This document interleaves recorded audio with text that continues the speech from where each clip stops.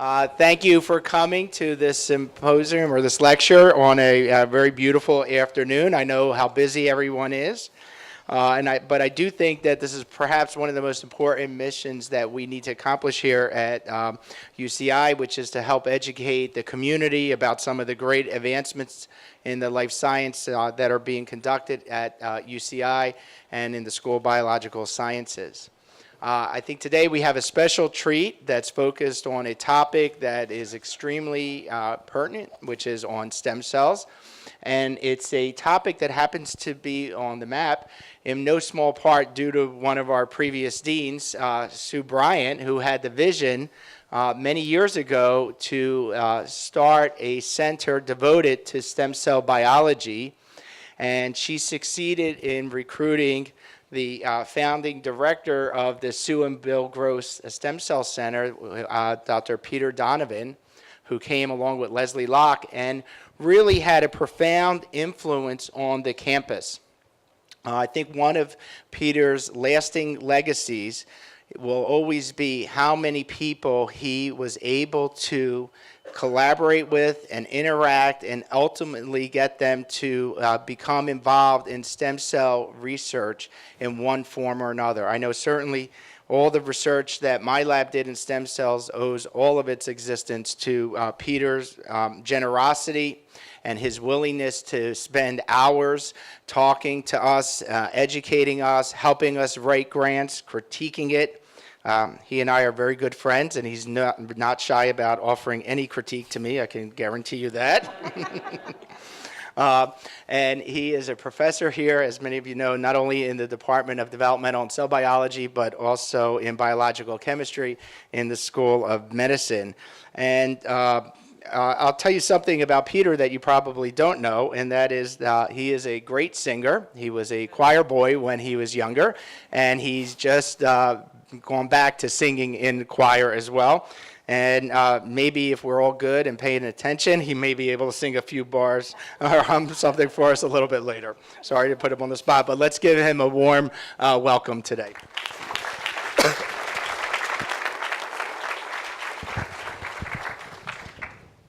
Thank you very much, Frank. I also played in a rugby club, and the songs we sang there were quite different, so I won't share those with you. It's a pleasure to be here, and also a great honor, really, to speak in this new distinguished lecture series that Frank started. A real honor to speak in a series that was graced by Francisco Ayala, Jim McGaw, Sue Bryant, and Tony James, and many of the other Illuminati of the Ayala School.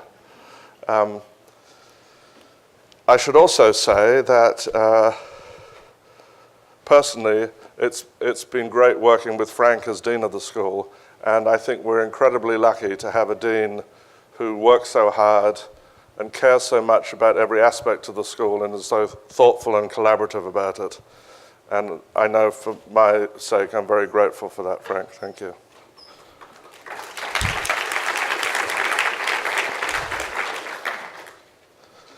I'd like to dedicate this talk today to my thesis advisor, Conrad King. He died a few weeks ago, and it was Conrad that gave me my start in research at University College in London.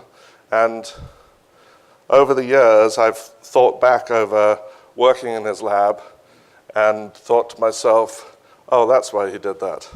Because now that I have graduate students, I don't think he was quite as dumb as I thought he was at the time.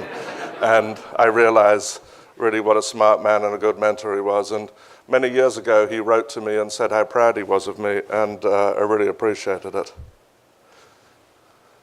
I went to college in central London at University College.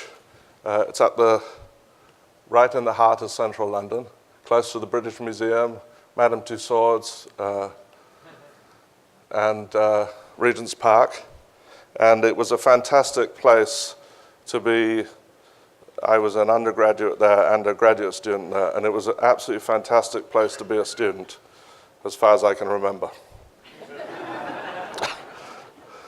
And I realized the other day that probably Ian Parker was there at the same time, although I somehow doubt we were in the same pub together, but anyway.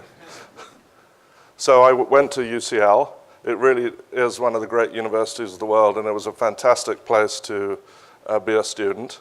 Martin Raff, who many of you know, the neurobiologist, told me when I was finishing my Ph.D. that neurobiology was the place to go, and he possibly was right about that, but anyway. But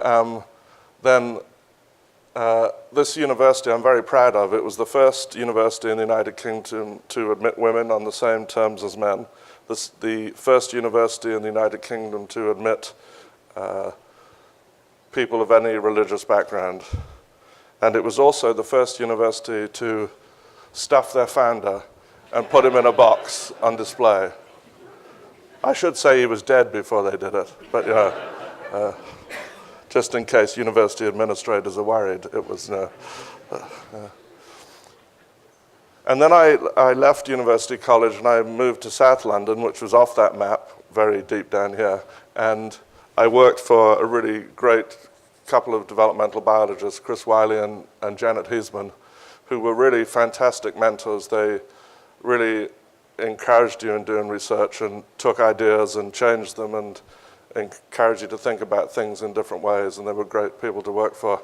When they got married, they had their cake iced, and it said Jane and Chris, and they said to the decorator, "You missed a T." So they said they'd come back and fix it, and they came out to get the cake, and it said Jane and Christ. So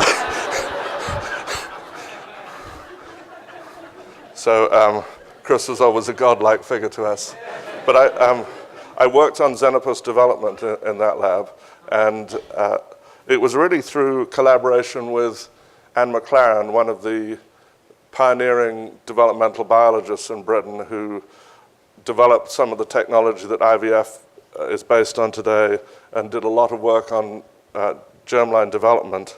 And she encouraged me to move into working in mice, and so I started doing that as a postdoc in Chris's lab, and really haven't looked back since. I never really liked working with frogs. They were difficult to get hold of and hold on to. But mice were a really great experimental organism, and because of the genetics in mice, it was a really incredible change for me. And then I moved to the National Cancer Institute, and I met my long-term collaborator, Leslie Locke, with whom I've done my best experiment. And I learned a lot from Leslie, and I still do, about embryology, because she was a really well-trained embryologist, and a lot about mammalian genetics.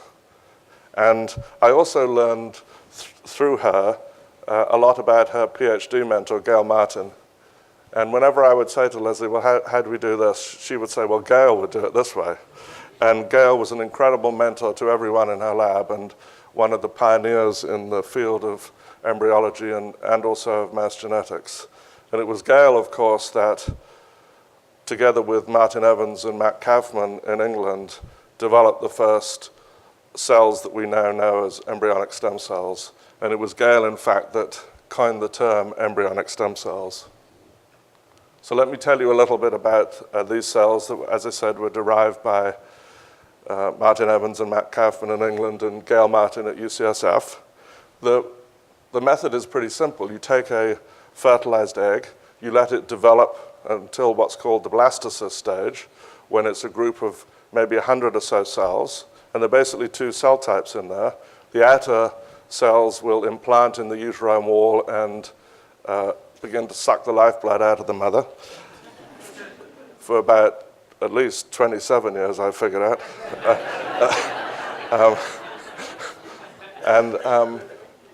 The cells in the middle, the inner cell mass, those cells will give rise to every cell type present in the body. And they do this through a process that we call differentiation, where they go from an unspecialized cell into a very specialized cell by changing the genetic program of those cells and utilizing different genes. And it's this process of differentiation that then allows them to make every cell type present in the body. And what Gail and Martin Evans figured out is if you put this little blastocyst in culture, the inner cell mass will grow, and you can subculture it. In fact, they become immortal. and they can be grown effectively forever. And those cells retain the pluripotency, that is the ability to differentiate into all the cell types of the body. They retain that pluripotency in culture. But unlike the cells of the embryo, which eventually will disappear, these cells now have the capability to grow indefinitely. We don't have pluripotent stem cells in us. They're extinguished during development. But these cells, remarkably, would grow forever. And then several years later, together with John Gerhardt at Johns Hopkins, I developed another type of pluripotent stem cell line. And at the same time, Jamie Thompson, working at the University of Wisconsin, developed embryonic stem cells from early pre-implantation human embryos. And that year was discovered or was declared to be the breakthrough of the year by Science magazine. And it had a big impact, I think, not only on the scientific community, but also on the public, because of the potential of those cells to be expanded in great numbers because they could grow forever, but also to make every cell type in the body. And so now we had not embryonic stem cells from mice, but embryonic stem cells from humans.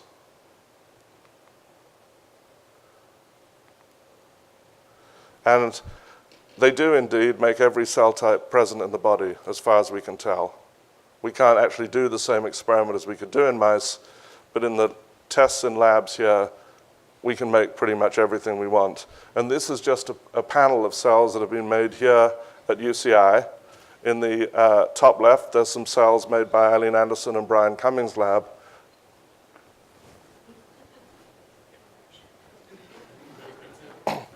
And now I'd like to sing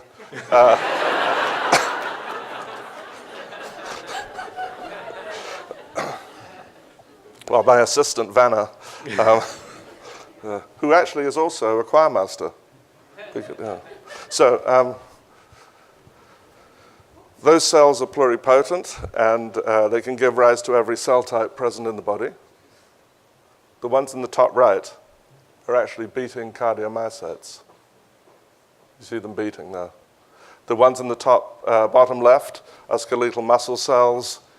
In the middle, choroid plexus cells, cells that line the brain and produce the fluid that lubricates the brain. And in the bottom right, oligodendrocytes, the cells that wrap neurons and produce myelin to insulate the cells. And because they can make every cell type present in the human body, they can be used effectively to treat a wide variety of diseases and disorders. The notion being that if you can make every cell type, you can replace cell types damaged through disease or injury. And then, right after we developed these cells, the Bush administration moved to disallow federal funding for working on developing those cells, or all but a small handful of embryonic stem cells. And that had a very damaging effect on the field, as you can imagine. Not only were the people working on the cells in a really difficult position where they couldn't do certain experiments, but all of the young people, the graduate students, the postdocs, who might have thought, that's a field I would like to enter, they were inhibited from doing so. Why would you go into an industry where there was no funding? And then California, really under the leadership of a visionary real estate developer, Bob Klein, decided to try and do something historic, which was for a state to fund the research themselves rather than the federal government. And they put on the ballot Proposition 71, which was to create a new institute called the California Institute of Regenerative Medicine. Right after that happened, there were legal impediments to that article going forward. And 10 years ago, almost to the day, the Supreme Court of California declined to hear an appeal from a lower court, and in doing so, removed all legal objection to the creation of CERM. And so it was 10 years ago in May that the California Institute of Regenerative Medicine, the state stem cell agency, really got going. So we have these incredible cells. What can we do with them? And one of the incredible things that happened at the time is that in addition to being able to make embryonic stem cells, one of our colleagues in Japan carried out an absolutely groundbreaking experiment to show that you could make these cells not just from embryos that had been donated by patients at IVF clinics, but from every cell type in our body. And he made a bet that if you looked in these embryonic stem cells and understood the master regulators, the genes that controlled their genome, and you put those into any of our other cells, they would dominate that genome and turn it back into a pluripotent stem cell. And indeed, that is what happened. If you haven't read the paper, it's an absolute technical and intellectual tour de force. It's an absolutely brilliant paper, and I think as soon as many of us read it, we said he'll win the Nobel Prize for this, and he did. And one of the factors that he found to be important for imposing the stem cell state was a transcription factor called OCT4. I won't talk about OCT4 too much because Frank said to me, no one wants to hear about transcription factors. So that's all you're going to hear about that for a minute or two. And about that time, together with John Gerhardt at Hopkins, we wrote a review on what were the promises of the stem cell field, what might be possible with these pluripotent stem cells. And I've summarized in this slide what I think are the things that could be achieved with pluripotent stem cells. One of them is that if you understand that pluripotent stem cells can recapitulate the entire program of development, then we can use these cells to study development and understand how in diseases or injuries it goes wrong. So we can use the stem cell to recapitulate the entire process in a dish. The other thing we can do is if we can make every cell type present in the body, we can use them to develop better, safer drugs. Right now, the drug companies tend to use rats or mice, cancer cell lines to screen their drugs. But if we could make instead normal human cell types representative of those in our body, we could understand how drugs work. We could maybe avoid things like thalidomide, where a drug seemed to be safe in rats, but turned out to be very unsafe in humans. And then the final thing that really excited the public was the idea that if you could make every cell type present in the body, you could use those cells to replace those damaged by disease or injury, the notion of cell therapy. And at the time, UCI was really ahead of the world in that field, thanks to the work of Hans Kierstead, who had been using human ES cells to make specialized cell types. It's interesting now to look back 10 years since the beginning of CERM at all of the clinical trials now that have come to pass because of that funding agency for a wide variety of diseases, from blindness, diabetes, heart disease, and cancer. And here you'll see one of the ones that we're most proud of here at UCI from our colleague Henry Klassen, developing a stem cell treatment for retinitis pigmentosa, a genetic cause of blindness. Now, I should say that not all of these trials, and certainly not Henry's trial, are using pluripotent stem cells, but the fact that CERM came along and said, we're going to fund this research, honestly, it was a historic event because it told the world California's in business and we're going to support this field. Honestly, it was really a historic event and a very brave act by the people of the state. So in this article, we talked about some of the clinical opportunities, but we also made a statement at the end, which is that we felt that having these cells available would also give us an opportunity to understand the development of our own species in ways that we never had before. Most developmental biologists up to this time studied developmental events using model organisms like flies or frogs or mice. But now we had a cell that could recapitulate developmental processes, make absolutely normal human cells, and do it over and over again. So we had a cell from our own species with which to study this process. And my own work has focused on what I believe is an important part of development. And this is how development might be shown in a textbook. The early development from the fertilized egg through the 4, 8, 16 cell stage until what we call the blastocyst that I showed you earlier in the first week or so of development. And then what's normally shown in the textbooks is 4 weeks, 10 weeks, and so on. And there's this big gap of several weeks where we know very little about the development. In fact, it's a black box. We really haven't been able to study it. And for a variety of reasons, mice and frogs really aren't that useful. Do I look like a frog? Don't answer that. And it's during this period that a process known as gastrulation occurs. And I'd like to tell you a little bit about that and why we think human ES cells can really tell us about that process. Lewis Wolpert, the developmental biologist, actually said that it's not birth, marriage, or death, but gastrulation that's the most important time in the human life cycle. It's a fantastic time. How many of you remember it?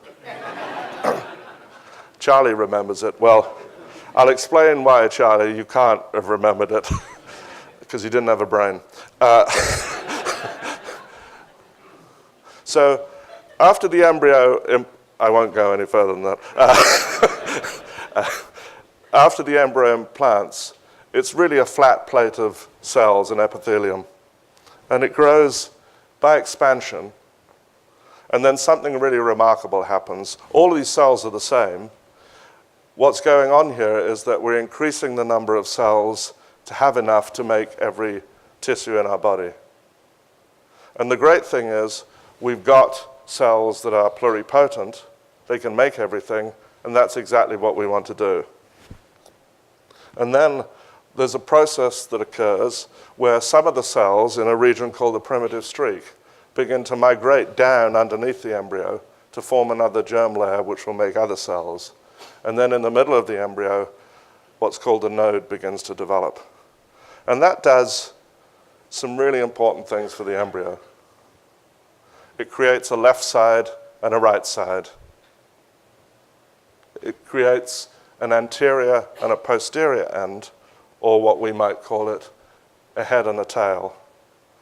And by doing that, you create a symmetry, a patterning in the embryo.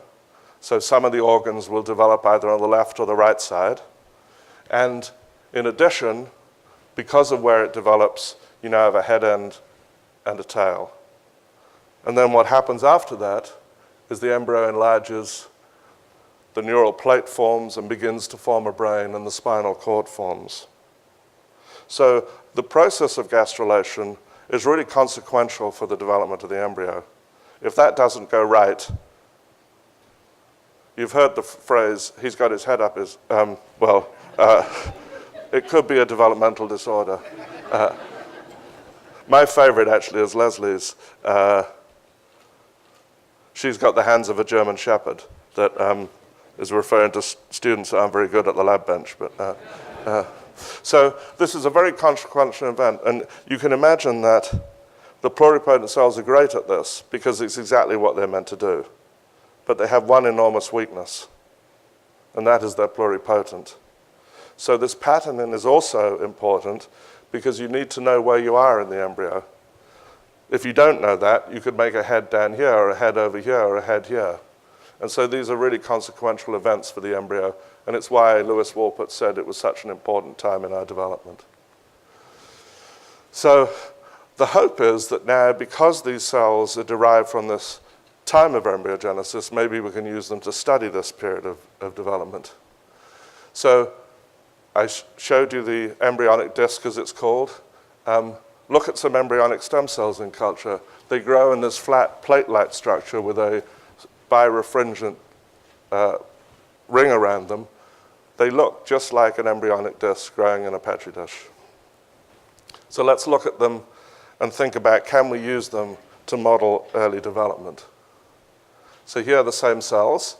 I'll show you them in a slightly different way now, looking at the DNA within them, stained in the blue dye.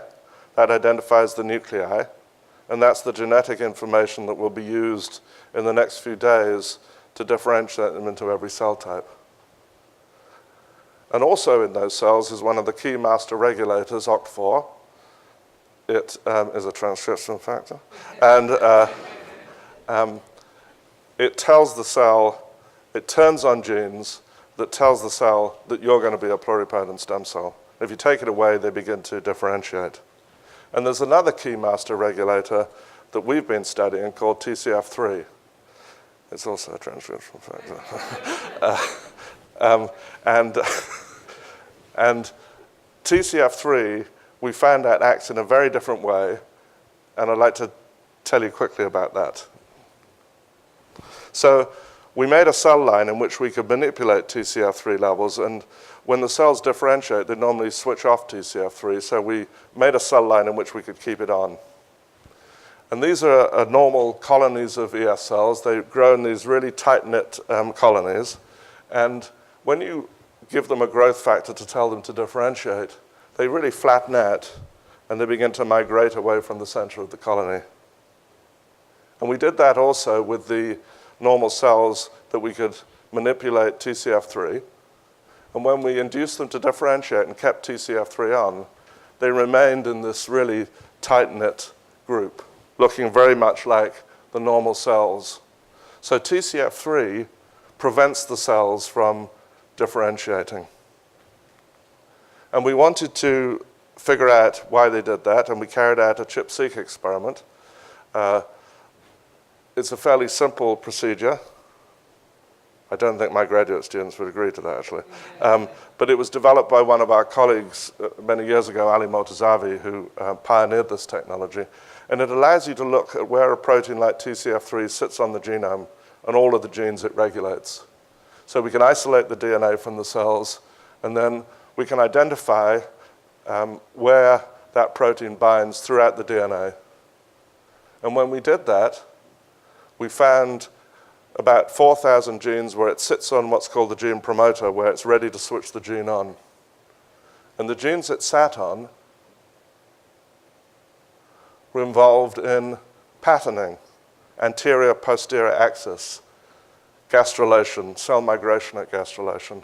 So TCF3 is sitting in ES cells on all of the genes that are just about to come on.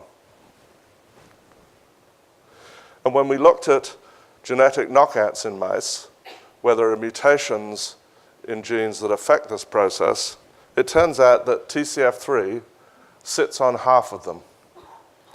So it's playing a really major role, we think, in controlling the genes that will come on in the cells when they differentiate. And it does it not like most transcription factors would, which is to switch on genes, but it does it by switching off genes. It's a repressor. So we now think that what TCF3 does in the stem cell is it keeps off all of these primitive streak genes. And so it plays a really important role in pluripotency. It doesn't tell the cell what it is, a pluripotent stem cell. It tells it what it is not. You're not going to be a muscle cell. You're not going to be a neuron. And so it plays a crucial role in maintaining pluripotency by keeping all the differentiation programs off. And so we can then speculate about what it might do in the early embryo.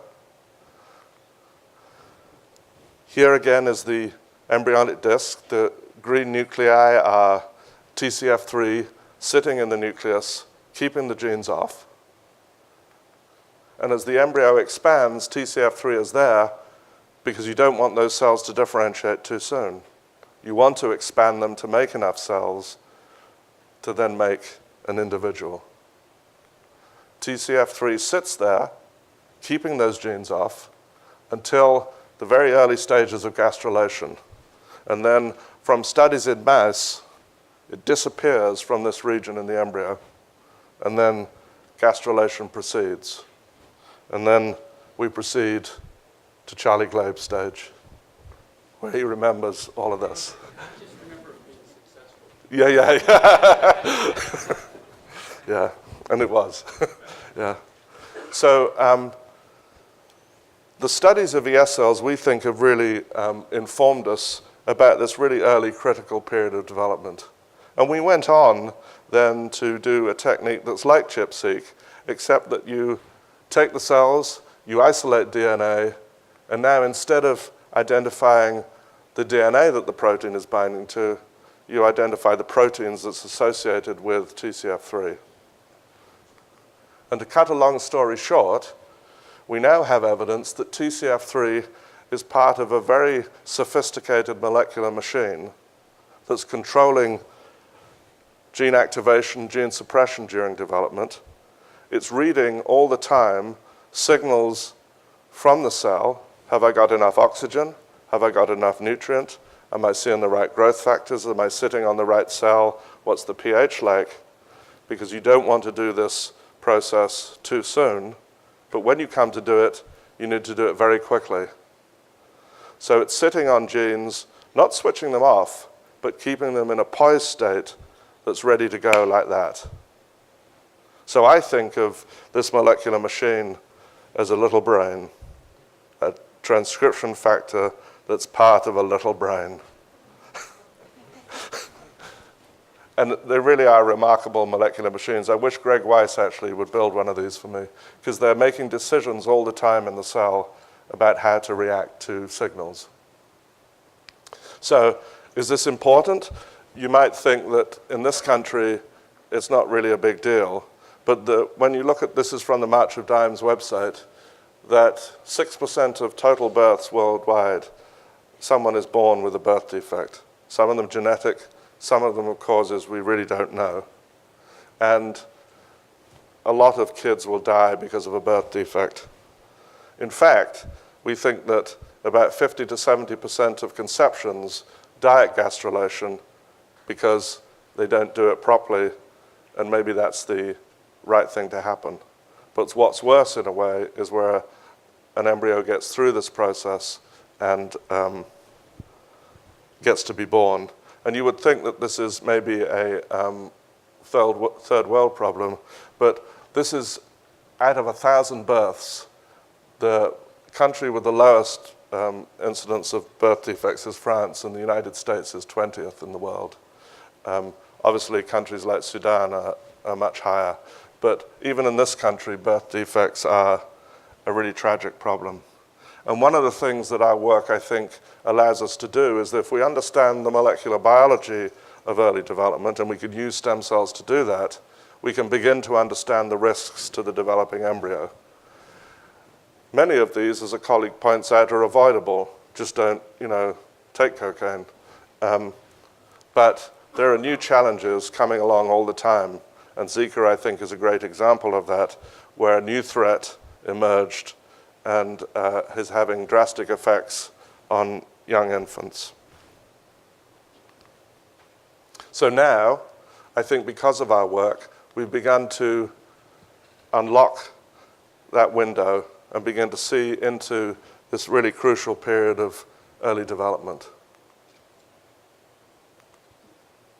So I've always believed that stem cell biology and developmental biology are inextricably linked. The stem cell field emerged, or the pluripotent stem cell field emerged from developmental biology. And the work I showed you is a little example of how stem cells can be used to inform us about developmental biology. Indeed, some of the early work of the pioneers in the field, that was what their intent was, to use stem cells to understand development. But can we do it the other way around? And I show you here the work of one of our colleagues, Matthew Blurton-Jones, because it's important, I think, to understand the use of developmental biology in the stem cell field. And this diagram shows on the left a picture of a human brain, and on the right some of the cell types that are present in the brain. Most of them, I think, particularly in this audience, you'll know neurons, astrocytes, oligodendrocytes, the neurons and the supporting cells that are important in the brain. But here you see a cell, the microglial cell, that doesn't derive from brain tissue, but actually comes early in embryogenesis into the brain and acts as a cell in the brain that eats up the garbage and also prunes the axons and the dendrites on neurons. And people are beginning to become more convinced that this cell, which is perhaps part of an inflammatory response, can play an important role in a lot of diseases, including Alzheimer's. So Matthew and his lab were interested in trying to make that cell. Kim Green's lab here had pointed to some of the importance of that cell in a number of different situations. And so what Matthew and his lab decided to do was try and make this cell from its progenitors, which arise early in embryogenesis from a structure called the yolk sac. But now, because we have pluripotent stem cells, we can bypass that and go straight to making that cell type. And just last week, Matthew published that work in Neuron describing the production of these microglial cells from induced pluripotent stem cells. So this is the analysis of those cells. It looks at pretty much all of the genes in the genome, and it asks, what does this cell look like? It's like fingerprinting someone, taking their blood group, taking a picture of their face, taking their foot size, everything about them, their weight, their body mass index. This gene analysis gives you a very in-depth look at what these cells are like. And at the top here, what we're showing here in this three-dimensional box is how the transcriptome of these cells, the gene expression pattern, the proteins that those cells make, how they look in the cell. And up here in the top corner, 4 little bubbles of different IPS lines. They cluster together because they are the same cell type, they look alike. And then Matthew was able to, and this was the work of Edsel Abud in his lab, was able to move those cells to a hematopoietic progenitor, which is where these cells would normally derive from in the embryo, and then to this state that he was able to compare to microglial cells from an adult, and they're very closely related. Other cell types, like dendritic cells that feed antigen to other cells in the immune system, sit way off here. So this analysis, carried out with Ricardo Ramirez and Ali Mortazavi here, suggests that what they've made is in fact a cell that looks very much like a natural microglial cell. And of course, if you can make that, now you can begin to really understand what that cell does, not only in healthy development, but in disease. In an Alzheimer's brain, how does that microglial cell respond? In injury, in stroke, what does that cell do? And I talked to Edsel, who did the work, about how much of that work was influenced by reading developmental biology. And he said all of it. And he gave this lovely quote to me: you need to study the landscape and the path before you make the trek. So in all of stem cell biology, where we're trying to make specialized cells, the developmental biology that's been laid down from studies in xenopus and mice and other organisms can be incredibly informative, because we don't have that information from humans. But it can be an incredible guide in the stem cell field to making something that we really want to have, which is a cell that's as close as possible to that exists in our bodies. So stem cell biology also can learn from developmental biology. And I'll end with one final example from my colleague, Leslie Thompson. And it's an example about making stem cell lines from patients with Huntington's disease. And of course, on this campus, we have a fantastic group of individuals that support the work here, the UC Ph.D. Care Group and the HDSA and other people. And when you meet those people, you really realize why it's so important to do this work. On the left panel here is an unaffected brain, a section through a brain, and on the right, a section through an individual that had Huntington's disease. It's much smaller, it has larger holes in it, and the consequence of that loss of neurons is that the functional abilities of that individual decline at the same time as they begin to get motor and cognitive impairments. And Huntington's patients develop this chorea or dance-like movement as they get affected by the disease. So the question that we all had at the time, and this was with Leslie Locke and Leslie Thompson and myself, is could we make induced pluripotent stem cells from patients with Huntington's disease and begin to understand the disease process? And so again, you turn to developmental biology. The development of the brain is reasonably well understood from the blastocyst stage, and then when I showed you, you develop the neural plate, and then the neural tube, and eventually the fetal and adult brain. And we know something about the signals that tell the cells to go through those processes to make those cell types. So the notion is you take iPS cells from an unaffected control or a Huntington's patient, and you direct them through the normal course of differentiation to make one of the cell types that you'd be interested in. And Leslie Locke, with Leslie Thompson, we made some of the first induced pluripotent stem cell lines on the campus, and that was published as part of the Huntington's disease consortium, the incredible nationwide effort to develop new treatments for Huntington's disease that is a hallmark of that field. And in this paper, we published a whole number of cell lines that could be used to study Huntington's disease. And Leslie has gone on to then take those cells and begin to differentiate them into the final adult cell type. And that starts with the iPS cells. You see they look pretty much like embryonic stem cells. They're a pluripotent cell. And you can begin to differentiate them, first of all, into neural progenitors, then into neural rosettes, and so on, until you make the mature neurons.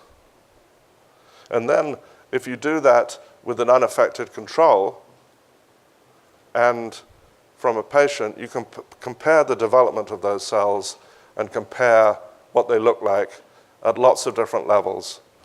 But in this particular analysis, Leslie's lab looked at the genes expressed by those cell types. And again, it's one of these three-dimensional clusters where we've looked at all the genes expressed by those cells and asked which one of them clusters together. And in the red bubbles, you see the cell lines from the Huntington's patients, all clustered together, but distinctly separate from the cells from the control. And then as a result of that, you can begin to ask, well, what are the gene pathways that are different between those cells? And Leslie's lab was able to do that and predict certain pathways that would be affected, in this case, the neuro-D pathway and calcium signaling. And in this immunofluorescence study here, she was able to take a drug that might ameliorate the disease and ask, in these cells, would it help the etiology of the disease? And the little green dots represent synapses, and in the iPS cells without the drug, you can see there are fewer synapses, and here, with the drug, an improved number of connections. So this is a way that we can use iPS cells to recapitulate the disease process and maybe eventually move towards developing new treatments for that disease. So I think these two fields are inextricably linked, and because of that, I think through that understanding of the use of stem cells for developmental biology and the importance of developmental biology for the stem cell field, we can really begin to gain new insights into human disease. So I predicted many years ago that actually the use of stem cells for cell therapy would be short-lived. It's actually a very difficult paradigm, making cells in exactly the same condition to ship all over the world. And I predicted that studying human development and how it can go wrong in disease or injury would be one of the longest lasting effects of the stem cell field. And I still believe that. And I think in the long run, what will happen is that because of the use of stem cells and the modeling of disease, we'll understand more about our own physiology, our own biology, and therefore understand why it all too often goes wrong. And so in the end, what will happen is that we'll move from this phase into another paradigm that works pretty well, which is to develop better, safer drugs. In other words, the stem cells will tell us about the biology. We won't need the stem cells anymore. We can develop drugs to treat those particular conditions. And I think actually one of the first examples of that was from Frank's lab, the work that Matthew Blurton-Jones did as a postdoc in his lab, where they transplanted neural stem cells into an Alzheimer's model and showed efficacy, but then were able to show what the molecule was, at least in part, that caused that efficacy. So I'd like at the last few minutes to speculate on where this field is going and why I think on this campus we have so much strength and so much optimism going forward. And I'd like to focus on 4 particular areas that I think have enormous promise here. One is bioengineering, and all I could figure out to say about this, it's an amazing opportunity. Although we can make particular cell types to study various diseases, in the long run what we might want to have to do is to put various cell types together. And of course now we can make them all, we could put them together, and we can both use that to study how organs work more efficiently, but also to repair things like heart disease, where just putting in cardiomyocytes, the muscle cells to treat the damage, isn't enough. You need to have those cardiomyocytes vascularized so they get blood and able to stick down so they have fibroblasts around them. And we have on this campus some amazing colleagues that work in this area. And I think strategically going forward, this is certainly one area that we should discuss. Is this an area that we could build on? And I say that not because I'm telling you, but rather I think this is a discussion that's worth having. Genetics and genomics also is an area that I think has enormous potential. And when I talk about the genes regulated by transcription factors, when we look at the whole genome, these are the protein coding genes, this 1.5%. There's a massive amount of the genome that we've excluded from most of our studies. And when the genome was sequenced, people thought that was junk. And now people are realizing that that material actually has important regulatory roles. So genomics is going to be around for a long time, trying to understand that. And then my other favorite topic is the microbiome. There are more bacteria in this room than humans, because living on all of us and in us are bacteria, viruses, and so on that really affect our metabolism and our physiology. And here in the little blue circle is the human genome and the million other genes encoded by the bacteria and viruses that live in and on us. And so when we think about human biology, we're now going to have to pay attention to that part of the genome as well. And that's why I think on this campus we're so lucky to have ecologists and evolutionary biologists who have long studied this area, but now the human biologists are catching up. And if we can put the two together, as people have, I think we have an opportunity to study this aspect of our biology in new and different ways. And again, this will require enormous resources in terms of genomics. And so when I look at a very successful center on the campus, the Genomics High Throughput Center, genetics and big data are here to stay. But I think one of the things we should think about, at least discuss, is for very little more resources, could we turn this from a facility that services the clients to one that works with clients to develop new technologies that then can be disseminated throughout the campus. To take the discoveries of Ali Mortazavi, Robert Spitali, and so on, develop them with those, and then give them to all of us before the rest of the world sees them. We will, at some point, enter the post-genomic world. To some extent, we're already in it. We will know all the genes, what they're doing, how they interact. And in my opinion, one of the things that we will need at that point is really state-of-the-art imaging to see where all those things do and what they do in living cells. And we are incredibly fortunate on this campus to have some of the world's leading microscopists. Michael Burns, a former chair of the Department of Cell Biology, founder of the Beckman Laser Institute, Ian Parker, who gave a beautiful talk last week about imaging technologies, Michael Cahalan, who's pioneered the use of those in terms of imaging living cells. A colleague you may not know from the School of Engineering, Kumar Vikram Singh, who pioneered atomic force microscopy. Enrico Gratton in bioengineering and in biosci, world-class work on imaging and a pleasure to work with. And Bruce Tromberg, the current director of the Beckman Laser Institute. And so again, strategically going forward, I suggest we should certainly think about how do we maintain that legacy in world-class imaging and make it available for all of us. And just, full of admiration for what these guys have achieved. Systems biology. I think I'm the guy on the right. Blah, blah, blah. But in reality, we will all end up in systems biology because once the genome is finished and we've got all this imaging of where proteins are, we'll be able to use systems biology to make predictions. And somebody said to me, can you explain systems biology? Not even the systems biologists know what it is. So I did think of an example, and that is from this movie, Hidden Figures, which, if you haven't seen it, is an absolutely fantastic movie.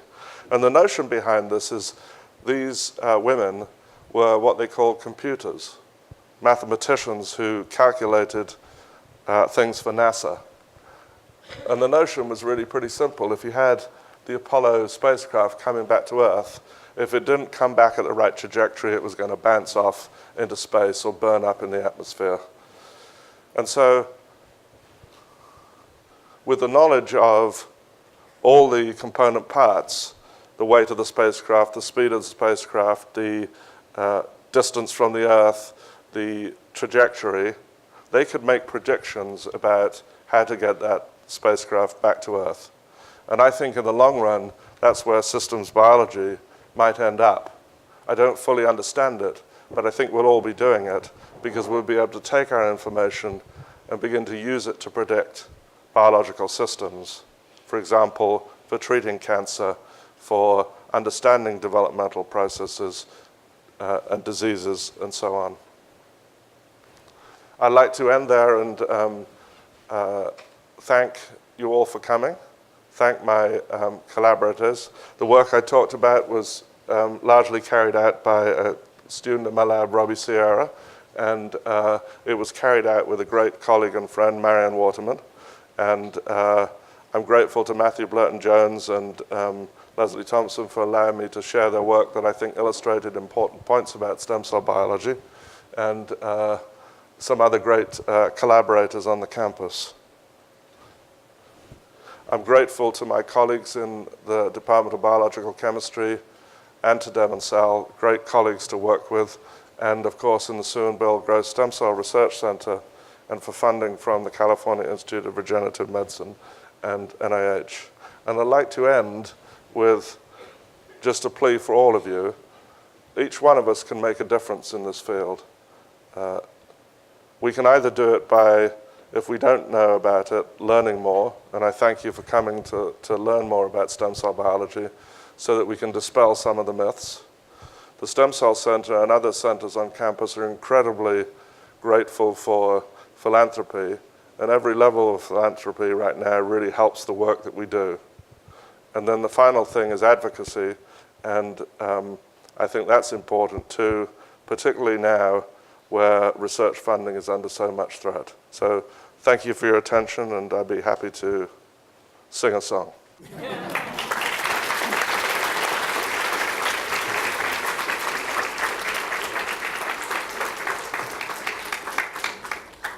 So we have time for a few questions, and there are people circulating around with a mic. And I guess while we're waiting for them to arrive to the individuals, let me ask you the first question, and maybe you can give us an update on the status of CERM. We know it's coming towards the end of its original time span, and where do you project that it will go? So CERM right now has about $1 billion of the $3 billion that was funded through Proposition 71. A lot of the money now is going into supporting the most promising clinical trials, and I think that makes a lot of sense. Some people, including myself, have argued that we still need to maintain a strong emphasis on basic biology and, importantly, in training young people. But behind the scenes, Bob Klein, who was one of the authors of Proposition 71, has been working very hard to provide momentum to going back to the people of California to say this was successful, let's continue to do it. And I think that recently, because of the concern about the funding from the National Institutes of Health, it makes it, I think, more imperative that we as citizens decide, here in California, could we support that type of work? Because it will, honestly, Frank, change the world we live in. We've advanced so quickly with the clinical trials so far, and the biology is just, amazing that's come out of the funding. So if a skilled embryologist at the, say, 8-cell embryonic stage can take a single cell for pre-implantation genetic diagnosis and do whatever you need to do for karyotyping, how come you couldn't take that same cell? And I think there was actually a publication in like 2006 that they actually did do this, and then instead culture it to a monolayer and totally avoid the whole Embryo destruction, yeah. argument. Yeah. That's question number one. And then number two, for all these pathway differentiated cells in the lab, what's the validation for behavior vis-a-vis the in situ native cell? Yeah. So the first question was, if you can isolate a single cell from a developing embryo and get that to make an ES cell, then you haven't killed the embryo. And I think that notion is one that scientists are in favor of. It's just proven rather difficult to get that single cell to survive long enough to make ES cells, even though if you took that single cell, you could probably get to make an embryo out of it. But it's just proven very difficult to get that to work.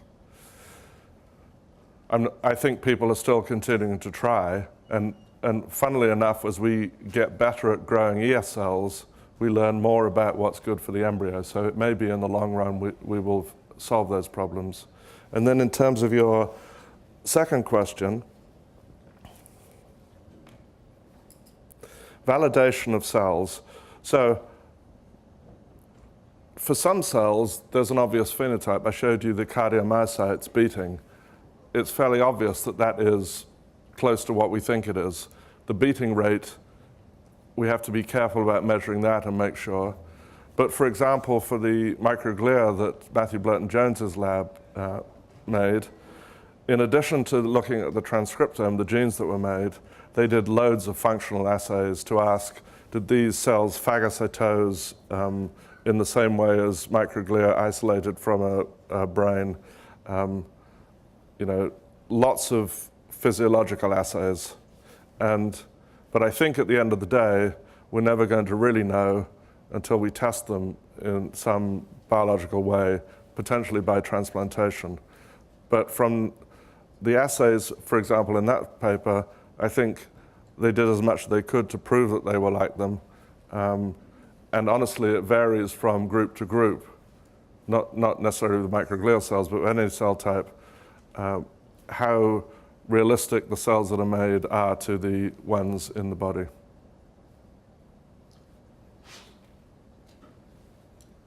Thank you, Peter, for illuminating these important issues so beautifully. I want to ask you about gastrulation.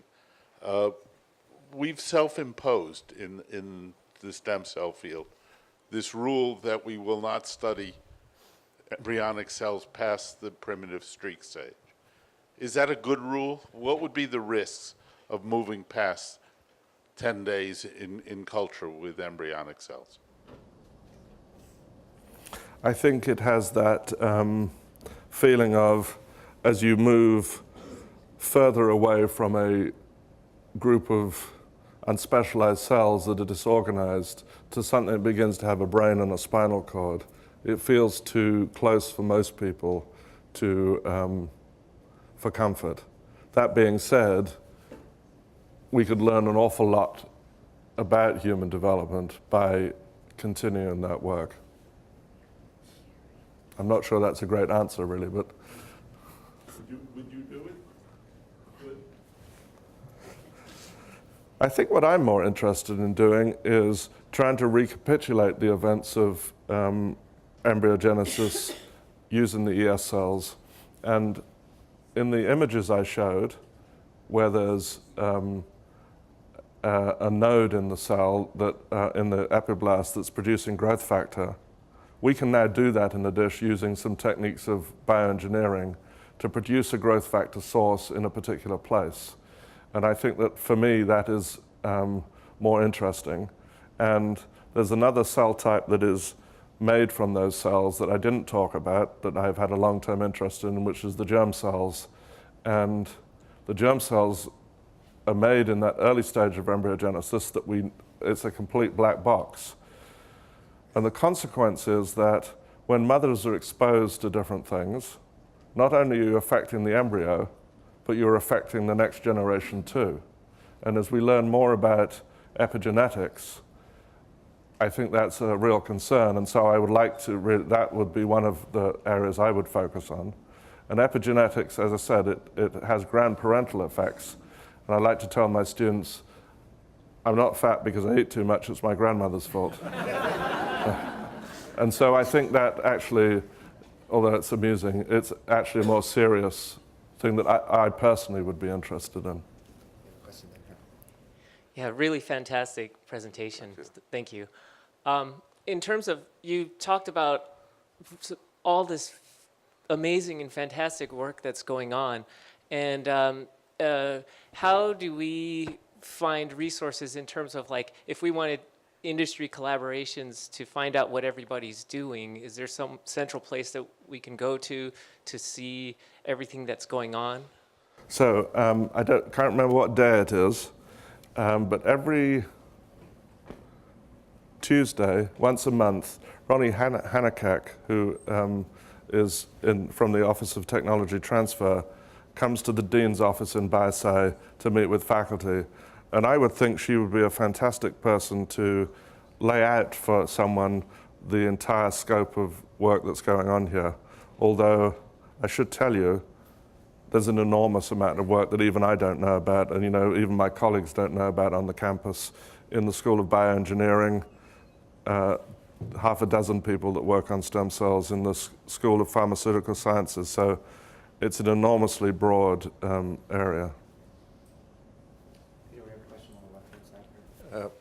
Maybe I can ask the question first. My question is regarding the imaging technique that you have mentioned. I think it's one of the limitations factoring very much into studying developmental processes. So what do you think is forthcoming as a significant imaging technique for in vitro 3D cell culture, organoids, and so on?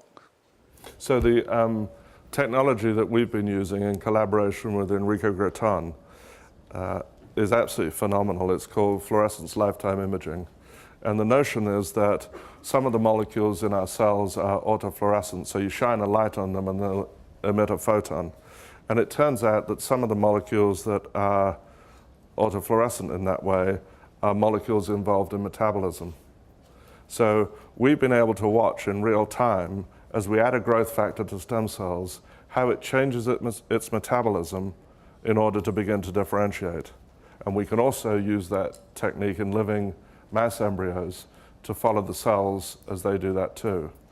And that technology, honestly, combined with a form of mass spectroscopy, can analyze a whole range of molecules, and because of the way it's done, it can be done with 2-photon imaging and with light sheet microscopy to look through very thick tissues.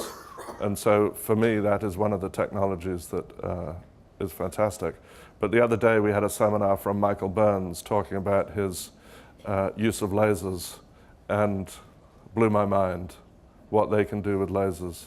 And one of the things that he showed you can do is you can take a little polystyrene bead and spin it with a laser. And because of that, you can create a little current or gradient. And so one of the things I'm also interested in doing is, it turns out that there's in early embryogenesis, there's a flow of growth factor caused by beating cilia, and we could potentially recapitulate that in a dish. So in terms of the question about what technologies are on campus, certainly in terms of imaging, there's an enormous amount, but FLIM is one that I really I'm hooked on. So often when discussing stem cell research, you come across political and ethical opposition, such as the destruction of human embryos, as well as devaluing human life, and how you can make that into a marketable commodity. How would you combat these arguments? Forcefully. So I think in a civilized society, these types of debates are really important. And you have to give credit to people who have strongly held religious beliefs about, early embryos.